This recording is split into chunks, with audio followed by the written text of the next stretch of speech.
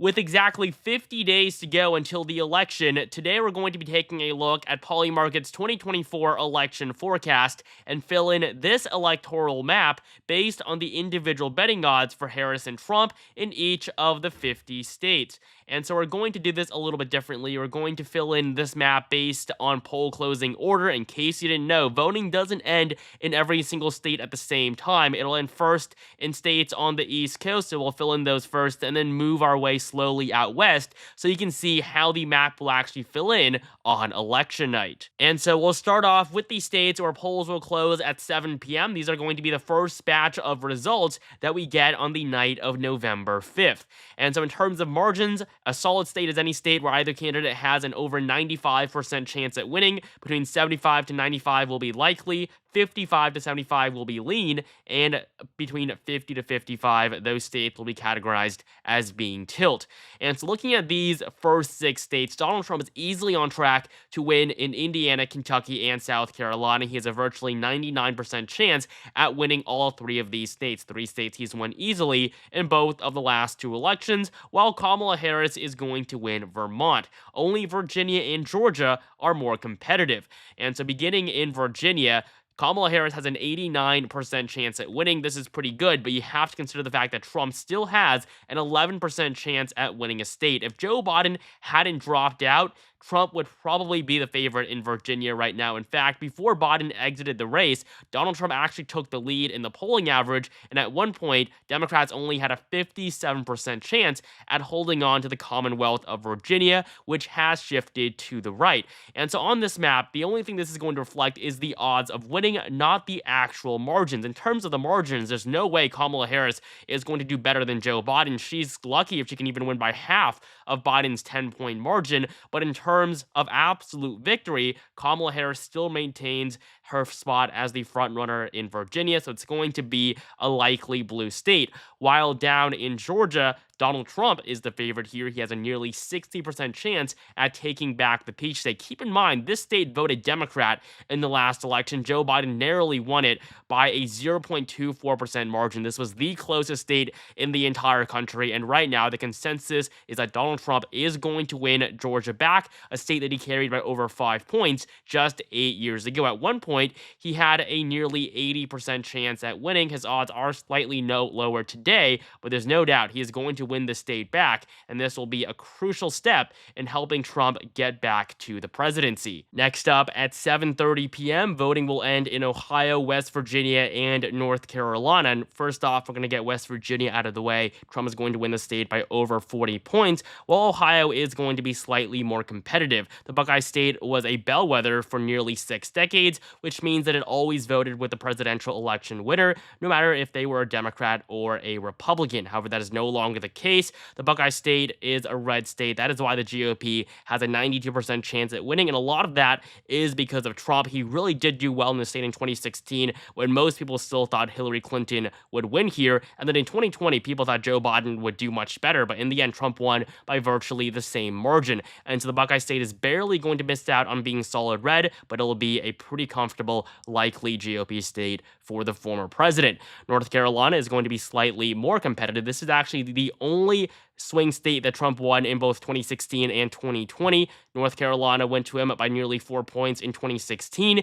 Even when he lost states like Arizona and Georgia in 2020, North Carolina still remained red. And this is after a year of polling with every single one saying that Biden was going to win in the Tar Heel state. In the end, Trump pulled out a victory, and today he has a 56% chance of doing that again, of winning North Carolina for a 3rd time in a row. And so the state is going to be lean red, just like Georgia. 30 minutes later at 8 p.m. Eastern Time, we have the largest poll closing of the night. These states combined are worth 171 electoral votes, a third of the entire electoral college. But most of these states are easily going to vote for one candidate or the other. We're going to start off in the South, where Trump is going to dominate. He is, of course, the favorite to win in Oklahoma, Missouri, Tennessee, Mississippi, and Alabama, while Kamala Harris will find more success up north. She'll take Illinois, Massachusetts, Massachusetts, Connecticut, Rhode Island, New Jersey, Delaware, Maryland, and the District of Columbia. The four remaining states, though, are going to be slightly more competitive. We're going to begin in Florida, where Republicans do have a significant edge. Donald Trump has an 84% chance of winning the Sunshine State for a third time in a row. In 2020, everybody thought Joe Biden was going to win back Florida after Hillary Clinton lost it by 1%, but instead, Biden did worse than Clinton did 4 years prior. And so today, Florida is among one of the most conservative states in the entire country. It re-elected Ron DeSantis by a 20-point margin in the 2022 midterms. The presidential race obviously is going to be more competitive, but still, Trump is the overwhelming favorite. It's basically 30 free electoral votes going in favor of the GOP. Up in New Hampshire, the Granite State is on track to go to Kamala Harris. She currently has an 87% chance at winning. In terms of her odds of winning, I would say this is relatively accurate. She is definitely the favorite here, but in terms of margin, she is going to do a lot worse than Joe Biden in 2020. Probably going to see something closer to Hillary Clinton's performance in 2016 when she only won New Hampshire by 0.37%. And so the state is going to be likely blue, but this is definitely one to watch as Trump has been very competitive there in the past. Up in Maine, Kamala Harris has an 89% chance at winning. Her odds are slightly higher than what they are in New Hampshire. However, this is a state where polling between Biden and Trump showed Trump to be in a very good position. If Joe Biden had to drop down, Maine would probably be a tilt blue state or even maybe a tilt red state. But due to Democrats swapping their nominees very late in the game, they do have a slight advantage now in Maine, a state that Joe Biden won by 9 points in the last election. Again, Kamala Harris is not going to get anywhere near that margin, but she is definitely the favorite in terms of winning the state overall. The first district is going to be solid blue, and the second is going to be lean red. And finally, in Pennsylvania, these 19 electoral votes are crucial for both candidates because if Donald Trump wins all the other states he's expected to win, and if he can win North Carolina and Georgia, by winning Pennsylvania, he will basically be guaranteed to get to at least 270 electoral votes. And as of right now, the former president has a 51% chance at winning the Keystone State. So it is going to be tilt Republican. It is no doubt very, very close. Both campaigns are fighting hard, but Donald Trump is on track to win back a state he won 8 years ago. He lost it narrowly in 2020, but Joe Biden was a much better nominee 4 years ago than Kamala Harris is today. And so Pennsylvania is going to be tilt red on our map, essentially cementing a Trump victory. Before we continue, 85% of you guys are not currently subscribed, so please take the time to subscribe right now for more content like this leading up to the election in November. And join my Discord server to chat with me personally. Link in the description below. At 8:30 p.m., polls will close in Arkansas. This is the only poll closing at this time, and Trump has a 99% chance at winning the state. And fast forward another 30 minutes at 9 p.m. Eastern Time, voting will end in these states highlighted in yellow. In total, they're worth 157 electoral votes, and they include key states like Arizona, New Mexico, Texas, Minnesota, Wisconsin, and Michigan. At this point, after this poll closing, you can kind of see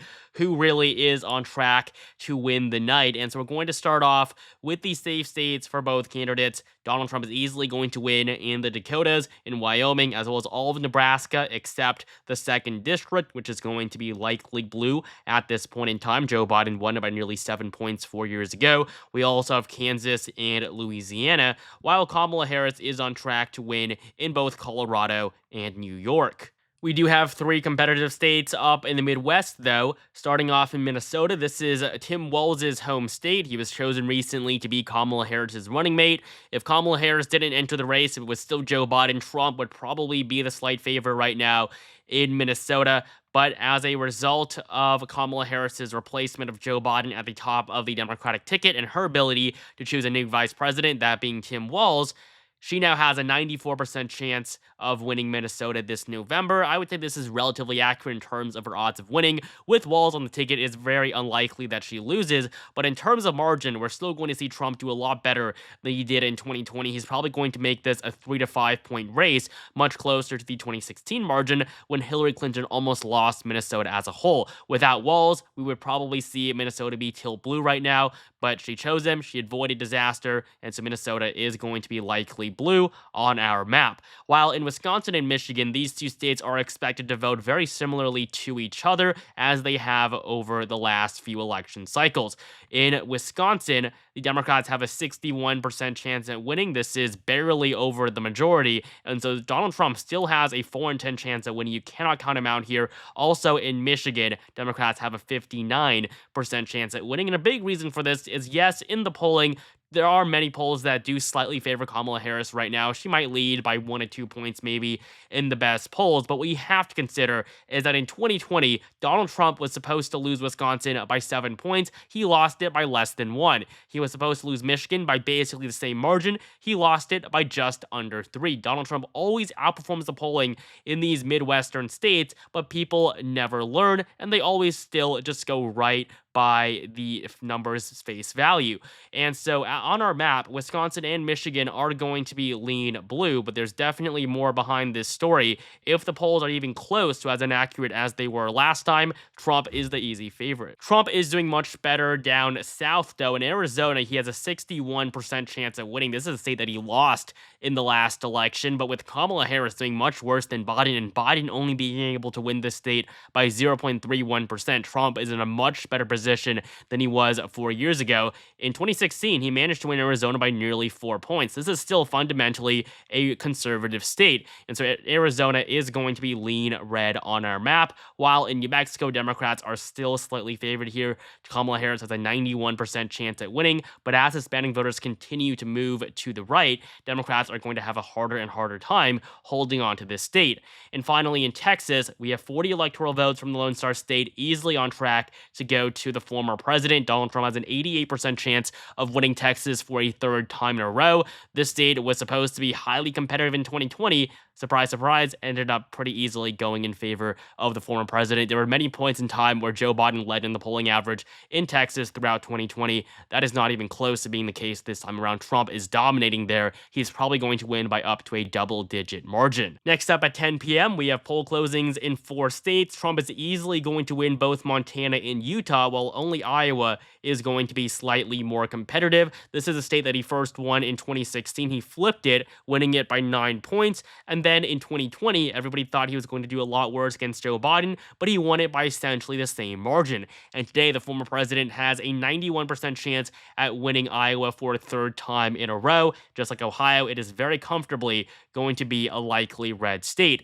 And finally, in Nevada, this is the last remaining swing state on this map, but it is the least important as it does only have 6 electoral votes. Trump really is facing a high barrier here. Nevada is a state that hasn't gone red since 2004. It'll definitely be difficult for him to win, but over the last few months, we've seen him dominate in the polls, especially against Joe Biden. And according to the betting markets right now, we have basically a statistical tie. Democrats have a 51% chance at winning. Trump has a 49% chance at winning. So Kamala Harris is going to win the state on our map, but in the end, this state really could go either way. It's not going to help either candidate get to 270 really, because that's going to come from the other 6 swing states that offer a lot more electorally. But as of right now, Nevada is basically a tie, but just by technicality, we're going to give it to Kamala Harris, but it is not going to hinder Trump's chances of winning really at all. And now, just to finish off the map, at 11 p.m., voting will end in these 4 western states. Washington, Oregon, California will be solid blue, while Idaho will be solid red. And then in Alaska and Hawaii, Alaska is going to be solid red, Hawaii solid blue. Polls will close here at 1 a.m. Eastern Time.